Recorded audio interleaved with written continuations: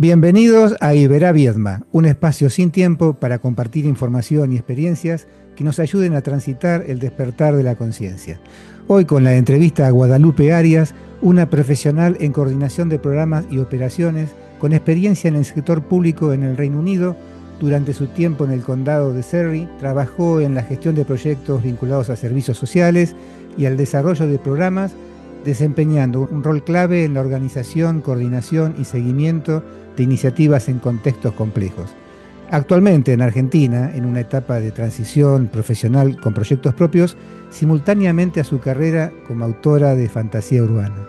Su perfil combina una fuerte orientación a lo estructural con una marcada faceta creativa que se refleja en su trabajo como escritora. Esta combinación entre lo analítico y lo creativo es hoy uno de los ejes que mejor definen su recorrido y su forma de trabajo. Hola Guadalupe, bienvenida a Iberá Viedma. Hola, muchas gracias por tenerme por este espacio. No, gracias a vos por estar y por aceptar la invitación. Bueno, a ver, contanos un poco cómo nace esa pasión por la literatura y en particular por la fantasía urbana, ¿no? Que es tu particularidad, tu especialidad. Sí, yo creo que lo importante que no saben quizás algunos lectores es que yo nací como escritora en la poesía, cuando era muy chica. En ese entonces yo no sabía, por supuesto, porque hace poco empezaron a categorizar y subcategorizar, pero yo no sabía que lo que estaba escribiendo era poesía oscura, ¿no? Siempre me fui por ese lado de trabajar temas bien reales y bien profundos, como ser, desde chiquita siempre quise saber más de la muerte, entonces escribía al respecto. Y cuando lo de chiquita realmente tenía 10, 12 años cuando empecé a esbozar algunas frases que después se empezaron a transformar en poemas en mi adolescencia. Y mi cable a tierra y mi forma de trabajar las cosas que quizás no podía decir era a través de la poesía, planteándome cuestiones existenciales, de la vida, de la muerte, de qué pasa después de la muerte.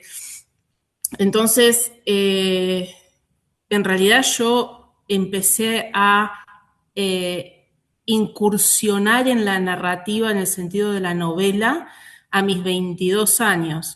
Y el mundo que yo creé en la trilogía, La tumba de los vivos, así se llama la trilogía, el universo que creé, eh, viene de un poema La tumba de los vivos. Originalmente La tumba de los vivos es un poema que trabaja mucho el tema de qué pasa con el alma después de la muerte, los demonios, los ángeles, quién toma posesión de las almas, bueno, ese tipo de cosas que eran las que yo indagaba de jovencita. eh, y fue como el disparador para todo este mundo que creé, de estos 3 libros de La tumba de los vivos, que el primero, bueno, es El mito inmortal, que es el que hoy por hoy estoy bien fuerte, digamos, trabajando en redes y dejando en librerías, etcétera. Pero, digamos, para contestarlo específicamente lo que vos me preguntaste, yo la fantasía urbana la uso, o sea, es mi forma de convivencia entre lo cotidiano y lo extraordinario, ¿no? Es lo que yo hice fue, o lo que hago es, a través de la fantasía, en este caso fantasía urbana, es utilizar la fantasía, pero solamente para explorar temas que son de lo cotidiano y que no hay nada más real que lo que yo exploro a través de la fantasía. Eh, ¿Cómo sí, es podríamos explicarle a la gente que no está muy en el tema y nunca leyó y escucha por primera vez fantasía urbana? fantasía urbana. ¿Cómo Sí. podés pintarle qué es la fantasía urbana y hacia qué apunta? Bueno, qué hilos maneja. La fantasía urbana, o sea, yo creo que para entenderlo, lo mejor es decir, ¿qué es la fantasía épica? Es El Señor de los Anillos, donde nada de lo que está, de lo que Tolkien ha escrito y de lo que él ha creado, está relacionado en ningún punto a esta dimensión actual y terrestre que nosotros vivimos. Todo lo que él creó es todo fantasía. La fantasía urbana lo que hace es mezclar el mundo creado por la imaginación del actor con este mundo real que vivimos en este momento. Entonces, del actor dije, ¿no? Del autor, perdón, autora en mi caso. Entonces, por ejemplo, mis personajes, ellos no son humanos, sus almas le pertenecen al inframundo griego, y cuando digo inframundo griego es una reinterpretación que yo hice del inframundo griego basándome en mitología griega. Entonces, de ahí devienen ellos y todos los monstruos del inframundo, pero ellos luchan en esta tierra, en esta dimensión, usan ropa como vos y como yo, usan celulares, se suben a vehículos comunes y corrientes, pero al mismo tiempo luchan con espadas, con hachas, con arco y flechas. ¿Me explico lo que Sí, voy? Es sí, sí, como sí, perfecto. la fusión entre el mundo fantástico creado por el autor y esta La realidad que realidad. vivimos. Y Eso en sería e- la fantasía. Perfecto. Y en esa conjunción o fusión de esas dos realidades, ¿no? Entre lo fantástico y lo cotidiano. ¿Vos cómo entretejés esta literatura tuya que nace de la imaginación y de las vivencias con este otro lado hacia lo estructural, hacia lo gestional, hacia a esta cosa que aparece tan fría y tan a contramano de lo artístico, pero que obviamente tiene su lado? ¿Cómo lo entretejés esos dos mundos? Yo creo que lo estructural que ha hecho a mi carrera profesional es lo que me permite mantener el proceso creativo en el tiempo. Es como que yo siento que lo estructural se pone al servicio de lo creativo y una cosa potencia a la otra. No son excluyentes, porque uno a veces piensa, uy, esta persona viene del ámbito científico, eso excluye por completo la creatividad, o viene como yo del mundo de los procesos, ¿no? ¿No? Esto del proceso del negocio que tiene que ser de paso tras paso tras paso, decís, uy, eso es súper rígido y la rigidez no tiene que ver nada con la creatividad. Y yo disiento en ese sentido porque yo creo que una necesita de la otra. ¿Por qué? Porque si vos te pones a pensar, por más de que haya rigidez en los procesos, si uno no tiene flexibilidad y el proceso se rompe, si vos no sos flexible y no sos creativo, no podés arreglar lo que se rompió, Sí. porque tenés que pensar fuera de esa caja de rigidez para arreglar lo que se rompió. Y si te pones a pensar en la creatividad, si no le das, si no la encauzás un poco, si no encauzás un poco el río, se transforma en un tsunami incontrolable que tal vez nunca te permite terminar una novela. Entonces, por eso a mí me parece que es una cosa que van de la Claro. mano y yo la pongo al servicio de mi creatividad. Sí. Sí, es un poco como el matrimonio entre el agua y perdón, como el matrimonio entre Sí, el agua y la vasija, ¿no? O sea, es estas dos cosas rígidas y la cosa de fluida que se necesitan una de la otra. Bueno, ¿qué sí. nos podés contar del mito inmortal como esta puerta de entrada a esta trilogía? Bien, a ver, ¿qué puedo contar sin spoilear? Entonces, como dije antes, eh, los personajes, sus almas pertenecen al inframundo griego. Entonces, ¿por qué? Eh, Primero explico por qué el inframundo griego, porque yo podría haber elegido el infierno cristiano, si hubiese querido, para el trabajo de las armas y el purgatorio. Y a mí siempre lo que me fascinó de la idea, el tema del reciclaje de las almas, esto de que las almas son juzgadas de acuerdo a la creencia de la mitología griega, ¿no? Ujú. Que las almas son juzgadas en lo que yo reinterpreté como el cruce, y acá empiezo a hacer esto de entre la realidad entre la mitología griega y mi reinterpretación, ¿no? En el cruce hay tres jueces, uno es el juez del Tártaro, que sería el infierno griego, otro es el juez de Asfódelos, que sería como una especie del purgatorio si uno quiere hacer paralelismos, y el juez del Elicio. Entonces, cuando llega un alma a ese cruce, ellos deciden, para mantener el equilibrio, justamente porque todo se basa en equilibrio energético. Si el equilibrio energético está bien ahí, entonces está todo bien en el plano terrestre. Ellos deciden, de acuerdo a si la persona fue mala, y es muy importante el tema de las comillas acá, porque eso es lo que hace el mito inmortal, es cuestionar quién decide que alguien fue malo durante su vida, entonces va al tártaro, quién decide que está ahí entre el punto malo y bueno, entonces va a Asfódelos, y quién decide o cómo se decide, no quién, porque los jueces son los que deciden cómo se decide quién va al Elicio porque fue bueno.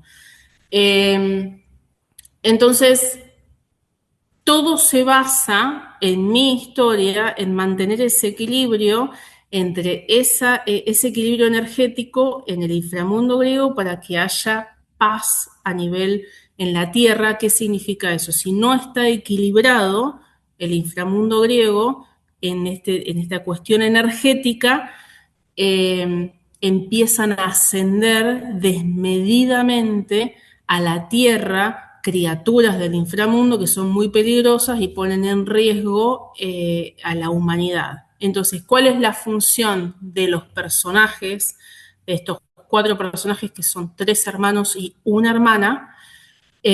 Su función es mantener el equilibrio entre, o sea, asegurarse que haya equilibrio en el inframundo para así esas criaturas que ascienden, ellos las pueden controlar. Mientras haya equilibrio en el inframundo, ellos acá en esta dimensión pueden tener todo bajo control. Ahora, ¿qué pasa? El equilibrio son ellos. ¿Qué significa eso? Por un error que cometió alguien, y tengo que decir alguien para no spoilear, un error que cometió alguien hace 1000 años atrás, ese equilibrio se rompe. Y sobre ellos, como esa persona que cometió ese error está relacionada a ellos, sobre ellos cae la condena de que tienen que luchar el resto de sus vidas de manera eterna al servicio del inframundo, por eso sus almas le pertenecen al inframundo. ¿Y de qué manera? El hermano mayor está afectado por este error, por energía demoníaca. Entonces su alma, pues ellos sí mueren, si bien se reciclan sus almas y vuelven una y otra vez, vuelven a nacer recordando cuál es esta condena, etcétera, etcétera. El hermano mayor, su alma siempre termina en el tártaro, con cosas no lindas, con cosas que pasan en el infierno. El hermano del medio termina yendo a Asfódelos y los 2 más chicos le pertenecen al Elicio. Entonces, mientras sus almas permanezcan con esa carga demoníaca y pura entre ellos, está todo bien. Ahora, si hay un cambio de esa energía, ahí se produce una pérdida del equilibrio y empieza a haber caos. Entonces, ¿qué pasa en el mito inmortal?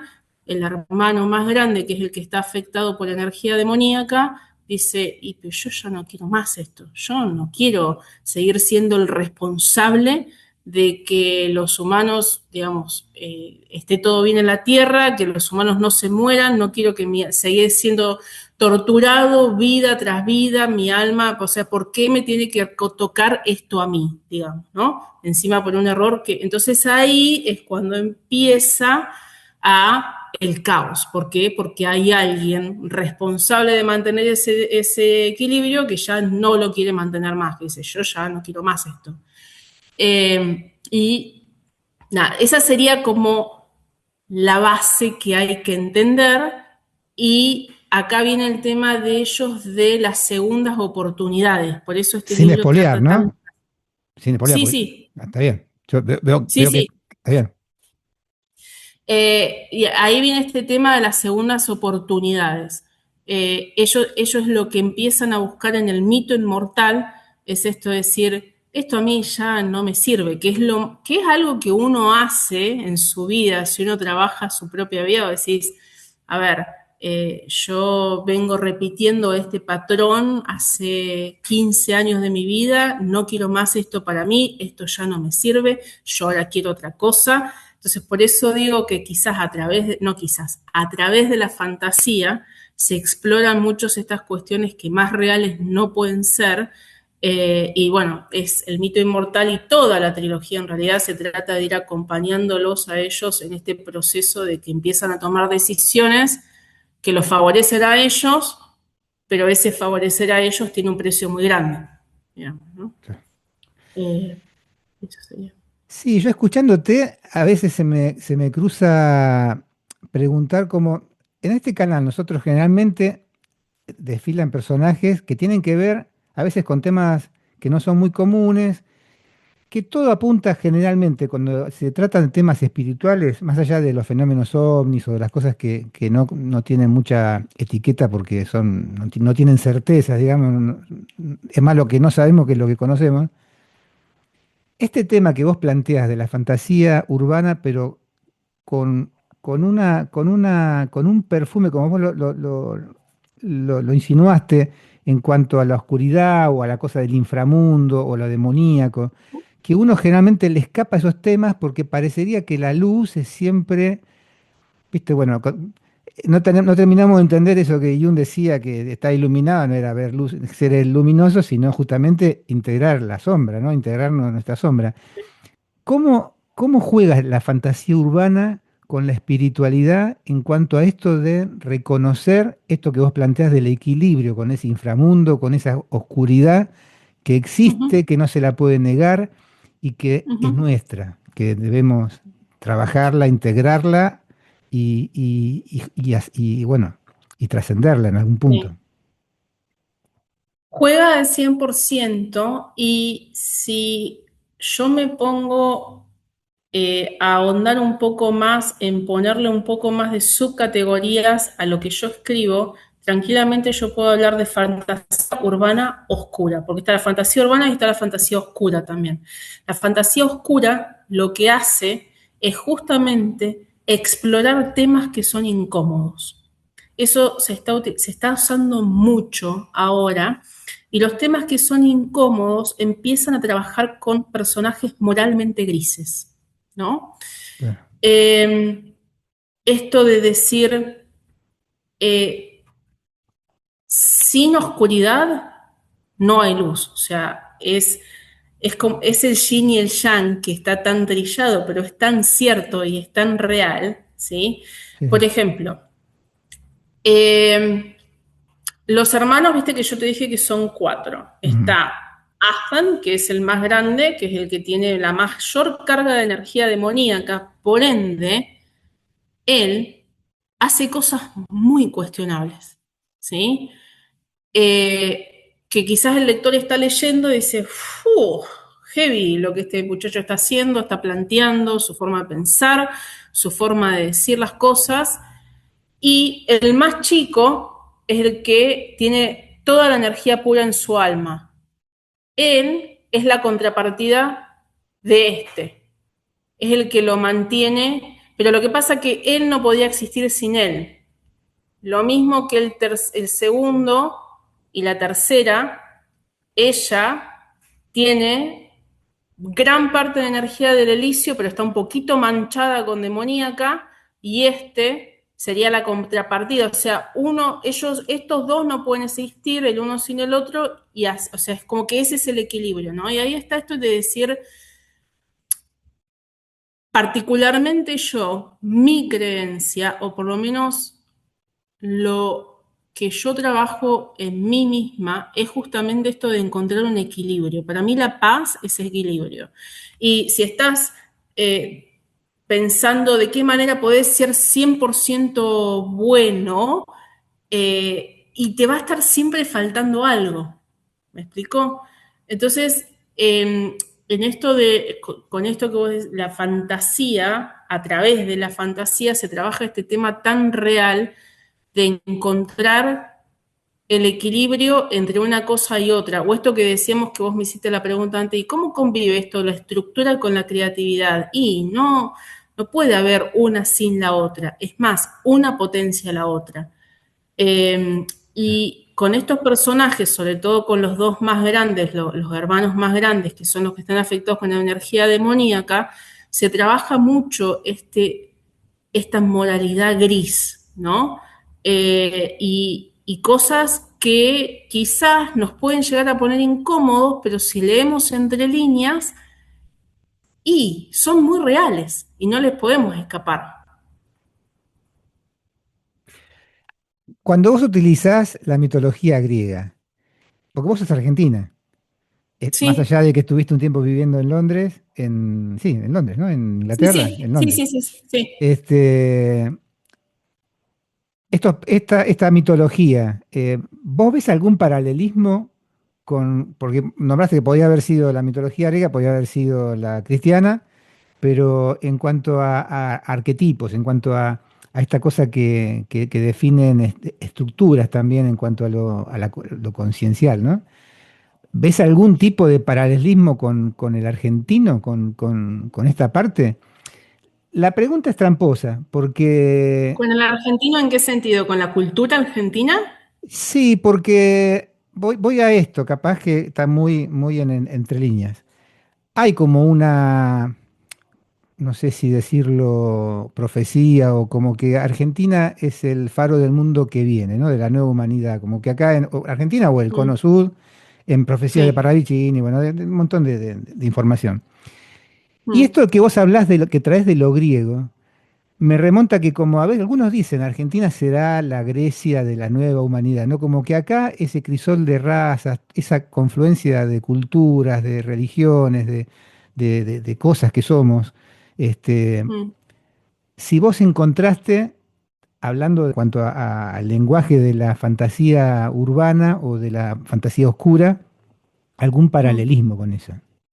Por ahí es medio complicado lo que te estoy preguntando, pero No, no, no. Lo que sí, mientras estabas elaborando la pregunta, a mí lo que se me ocurrió, o lo primero que se me vino a la cabeza decirte fue que habiendo vivido, perdón, afuera, que no ha sido solamente Inglaterra, sino que ha sido Estados Unidos también, eh,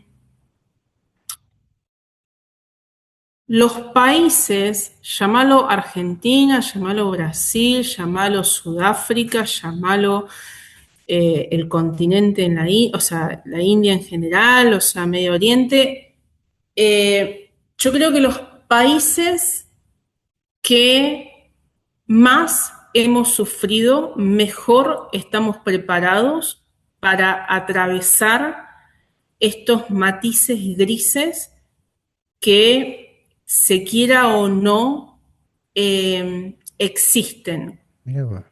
Y yo siento que, por ejemplo, viviendo en países, vamos a llevarlo más a Inglaterra, ¿no? Porque Estados Unidos hoy está un poco medio que ya, por lo menos yo ya no lo reconozco, pero pues tengo una historia también bastante importante con Estados Unidos de cuando yo era chica y tengo familia allá, familia adoptiva también, quiero decir, ¿no? Gente con la que me quedé mucho tiempo. Y entonces tengo una relación con el país, por eso digo que es un país que ya no lo reconozco, pero yendo a Inglaterra, que quizás todavía sigue manteniendo ciertas cuestiones propias, hay mucho, la belleza esto de que decíamos de la estructura, ¿no? De la organización, que es fascinante porque vos te levantás todos los días con el mismo panorama. Ahora, por ejemplo, una de las cosas que a ellos les resultaba súper atractiva de trabajar conmigo, en este caso que yo trabajaba para el gobierno local, era cuán creativa me ponía yo y cuán rápido lo podía hacer cuando había un problema. Claro, yo soy latina Claro. y así hemos aprendido a resolver porque no nos queda otra. Entonces, a ver, a lo que quiero llegar es, y volvemos otra vez sobre lo mismo. Si vos a la estructura le sacás la creatividad, la estructura ya no sirve de nada. Si vos no sos creativo para resolver, y se te van a quemar los papeles, va a llegar un punto que se te van a quemar los papeles, que yo creo, por lo menos yo veo mundialmente lo que está pasando con los países. No me gusta a mí tampoco, lo voy a decir porque es lo que estamos acostumbrados a escuchar, pero no creo en esto primer mundo, tercer mundo, me parece que es algo que ya tenemos que dejar de decirlo, pero vayamos a lo que conocemos, que la gente habla del primer mundo. Si yo miro el primer mundo hoy, y se les están quemando los papeles y no está alcanzando la estructura a la cual han estado acostumbrados por años y años y años para arreglar lo que se tiene que arreglar, que es demasiado. Entonces yo creo que ahí viene esta cuestión, claro, nosotros creo que desde acá abajo, cuando viste aparte que uno piensa en el hemisferio sur, vos pensás Argentina, Sudáfrica, India, viste, es como que estamos acá de brazos cruzados mirando para arriba y dices, y sí, porque viste, es como que no te sorprende, Claro, ¿no? Y creo que está relacionado a esta capacidad que hemos adoptado a lo largo de los años de funcionar bien en el quilombo, claro. ¿no? Sí, sí. Está bueno, no sé si está bueno saber cómo funcionar bien en el quilombo, pero bueno, es la realidad, Es el ¿no? ingenio que se aceita con la necesidad, ¿no? Obviamente. Sí, sí, Bueno, sí. entremos un poco o sea, hablando de necesidad, de ingenio y de ser creativos. eh, Primero, para los que van a estar en la descripción del video, pero para los que quieran conectarse con vos, saber dónde pueden Sí. conseguir los libros, dónde pueden Ujú. seguirte, cuáles son tus redes, tus vías de contacto. Bien. Estoy sinceramente a full en Instagram, en escritora Guada Arias, ¿sí? Estoy a full ahí, aparte también en este momento colaborando mucho de muchas maneras. ¿Qué significa esto? Personas, sobre todo de España, si bien ahora estoy activando Argentina, pero están leyendo el libro, o sea, influencers que se dedican a reseñar libros, están leyendo El mito inmortal y están dando su opinión súper sincera de qué les parece el libro. Entonces eso está bueno también a veces para que la gente entre ahí y bueno, tome alguna decisión de acuerdo a lo que otros, porque viste, siempre antes de comprar voy a decir, bueno, voy a ver qué está diciendo la gente, ¿no? Claro. Entonces eso está bueno. Por otro lado, otra colaboración que yo estoy haciendo es con ellos. Empecé una columna que se llama Lo diferente marca la diferencia. Estoy yo entrevistando a influencers, lectores, otros escritores que piensan distinto, han creado cosas de manera distinta, sienten de manera distinta ciertas cuestiones, entonces yo les hago preguntas y armo todo un contenido para que ellos vayan respondiendo, entonces esa forma de colaborar también. Entonces estoy a full con Instagram, con eso, y desde Instagram la gente puede acceder desde mi perfil al link de Amazon donde pueden comprar tanto el libro en formato digital como el libro en formato físico. Ahora sé que para un argentino comprar el libro en formato físico, si bien ahora no es tan difícil como antes, comprarlo en Amazon, quiero decir, Ujú.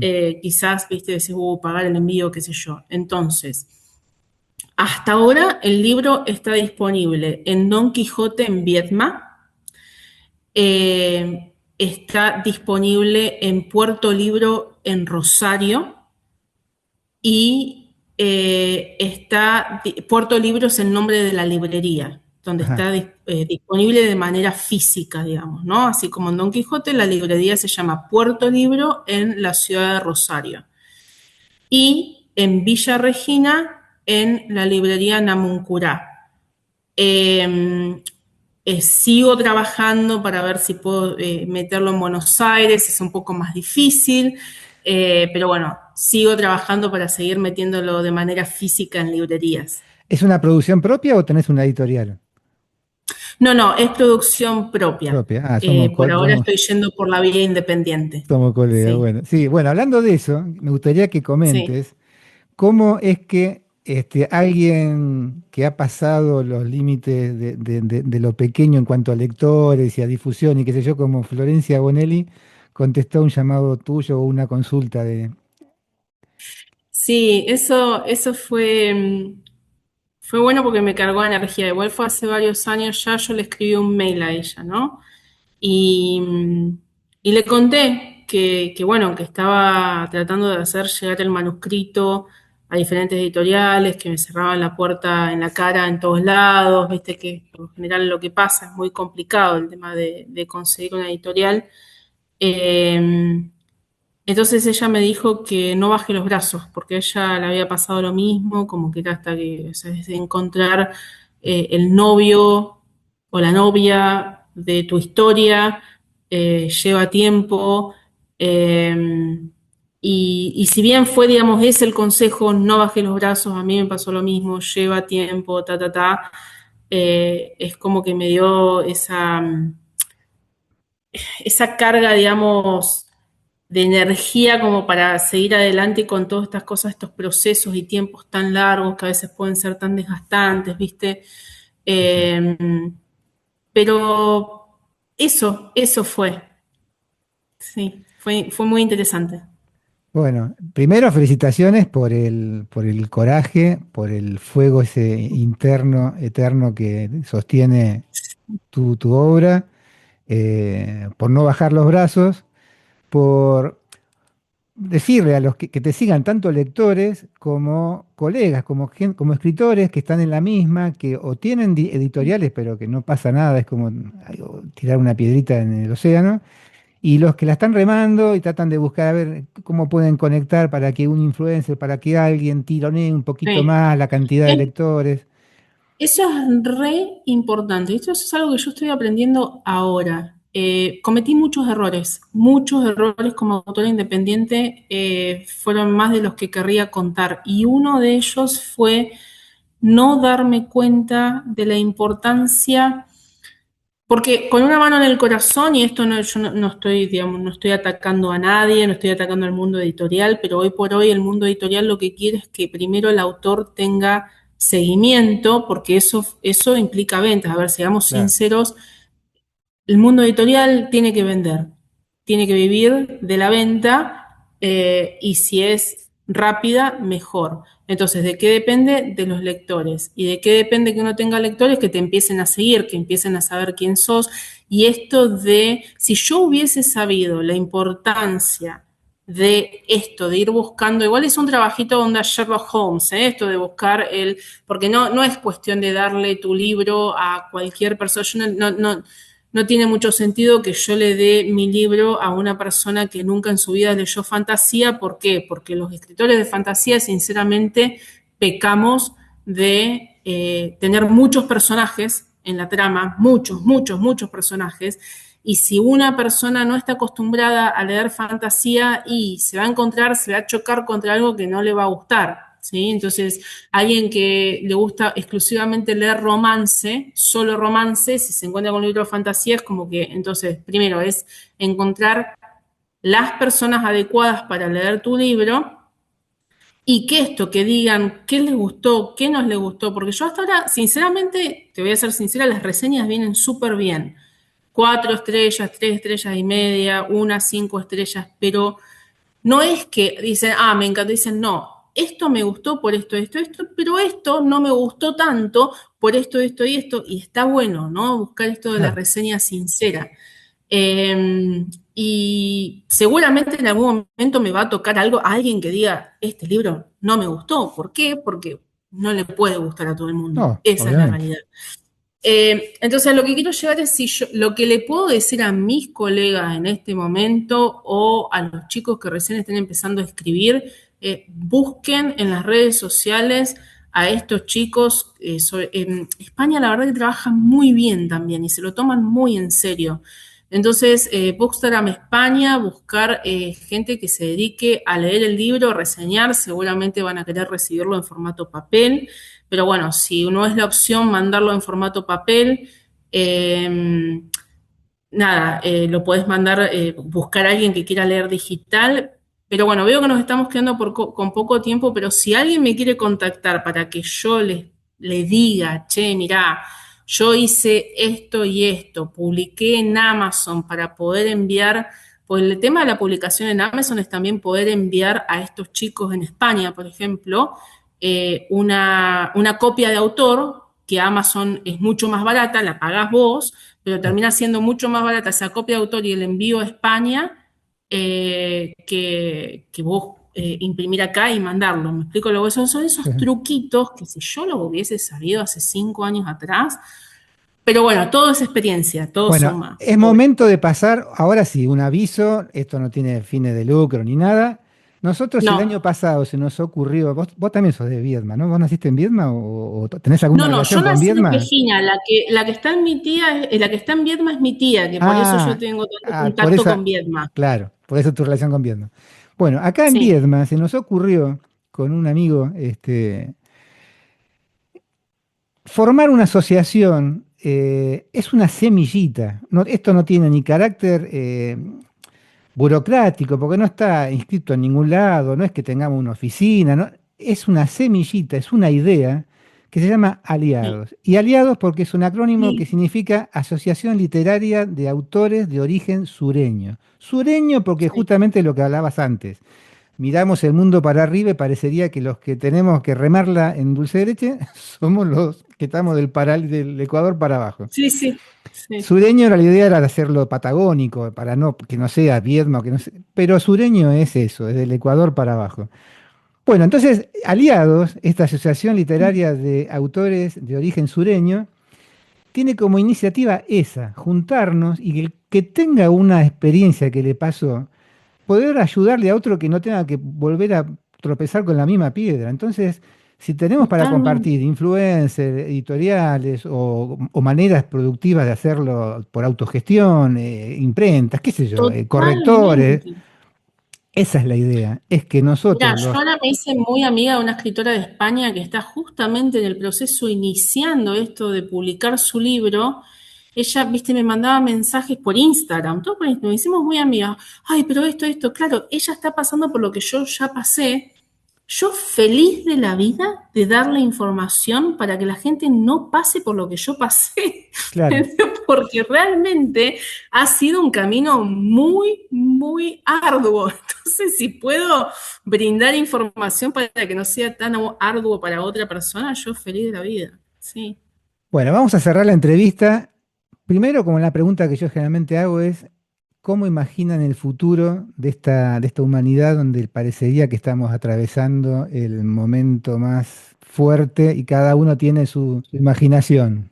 yo quisiera creer, y acá me voy a, porque justamente en la tumba de los vivos, si no fuese por estos cuatro hermanos bueno, hacen lo que hacen, no quiero spoilear, el futuro de la humanidad estaría completamente condenado. Entonces yo creo que tengo la esperanza de que haya allá afuera personas como ellos dispuestos a realmente plantearse esto que te digo, bueno, esto yo ya no lo quiero, esto ya no sirve. Me parece que estamos en una etapa de empezar a entender lo que ya no nos sirve como humanidad y dejemos de hacerlo, porque demos vuelta a la página y pasemos a otra cosa porque ya está, que es lo que hacen estos personajes.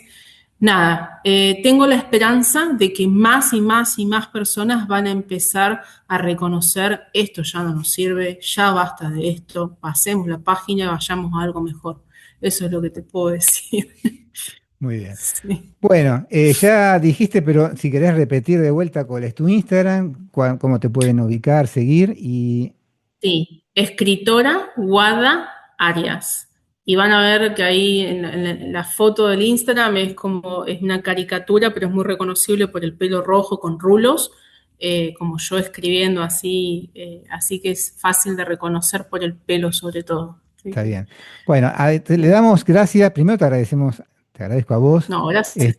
tu tiempo, tu disponibilidad, tu calidez. Y bueno, les pedimos a los que nos están viendo que le den me gusta, que se suscriban, que sigan el canal, que lo compartan. Sí. Y vamos a volver a pasar también el tema de aliados para aquellos que están escribiendo, que Ujú, están iniciando, o que ya tienen libros y en editoriales y no pasa nada, ujú. que se sumen, que nos busquen, que seamos cada día más que podamos, que ese sea la ayuda, el compartir información, experiencias entre nosotros para Sí. poder potenciar eso y que sea eso, el vínculo, el proceso, inclusive hasta agradecerlo. porque si todo anduviera entre rieles, ni nos conoceríamos, no tendríamos esta necesidad de decir, bueno, mira esto, de transpirarla, ¿no? De decir, bueno, mira, esto es por acá, a mí me Sí, resultó esto. sí. Así que bueno, esa es la invitación. Bueno, Guadalupe, muchísimas gracias. Espero realmente No, muchas gracias a vos. que sea un éxito, que hayan series en los portales Esperemos. y que bueno, que podamos acceder a tus libros y enamorarnos de tu obra. Bueno, muchísimas Muchas gracias. gracias. Hasta acá llegamos. Nos estamos viendo. Gracias.